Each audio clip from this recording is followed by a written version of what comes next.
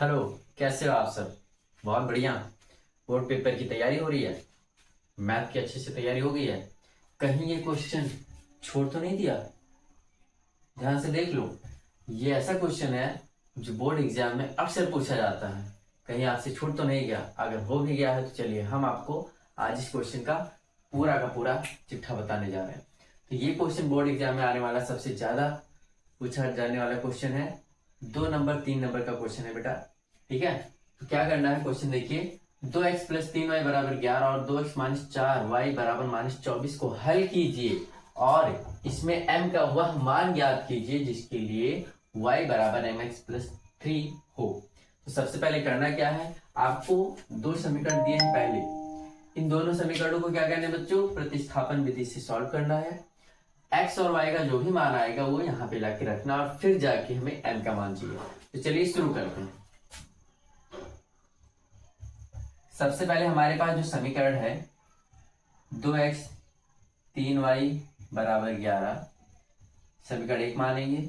अगला है 2x-4y बराबर -24। इसको हम समीकरण 2 नाम देंगे, लेकिन हम देख रहे हैं कि 2 सम संख्या है, 4 सम संख्या है और 24 भी सम संख्या है। तो यहाँ पे 2 कॉमन हो सकता है बच्चों। कॉमन लेने का एक ही मकसद है कि सवाल थोड़ा सा छोटा हो जाता है। तो 2y बचा -24।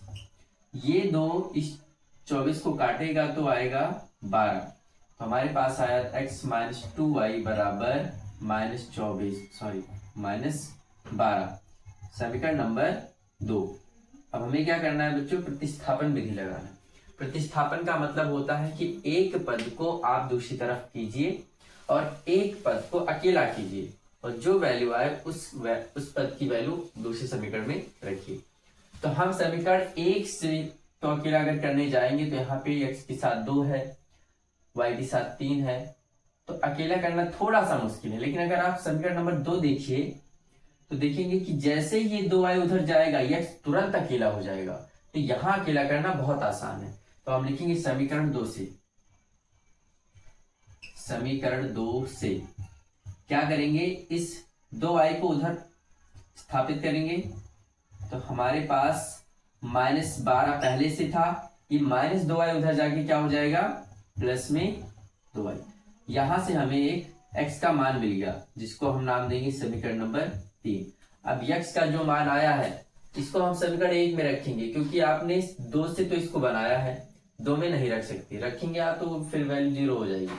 तो चलिए लिखेंगे समीकरण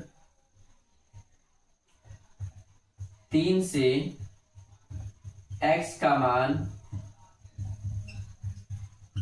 समीकरण 1 में रखने पर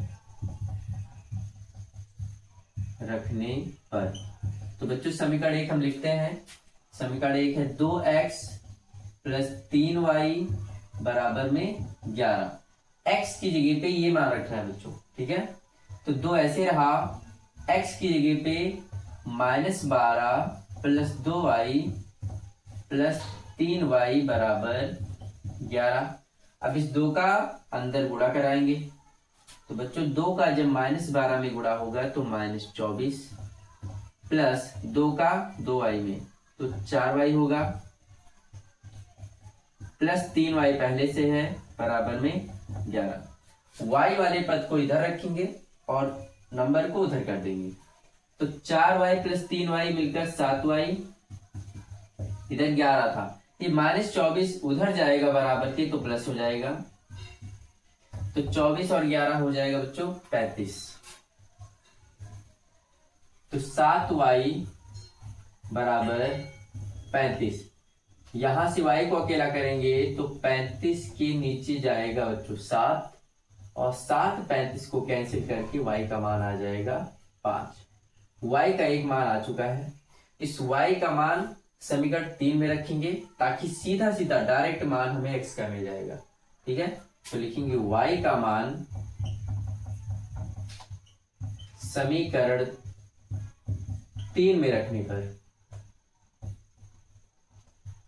3 में रखने पर समीकरण 3 x बराबर -12 प्लस 2y, y की जगह पे 5 लिखना है बच्चों। -12 प्लस 2 गुणे में 5, -12, 2 और 5 का गुणा 10, -12 और 10 मिलकर सॉल्व करेंगे तो आएगा -2। अब x और y का बच्चों हमें मान मिल चुका है। सवाल में कहा है कि हल कीजिए और इसमें m का मान निकालिए, जिसमें हमें y बराबर mx प्लस 3 दिया हुआ है। तो अब इतना आप नोट कीजिए, x और y का मान अब हमें रखना है यहाँ पे। चलिए इधर मिटा रहे हैं।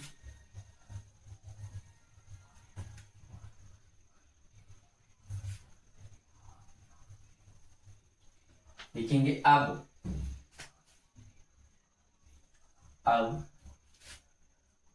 y बराबर mx प्लस 3 से हमें मालूम है बच्चों x का मान -2 है, y का मान 5 है। तो लिखेंगे x बराबर -2, y बराबर 5 रखने पर, अब y की जगह पे 5 लिखेंगे, m की जगह पे m, x की जगह पे -2 प्लस में 3।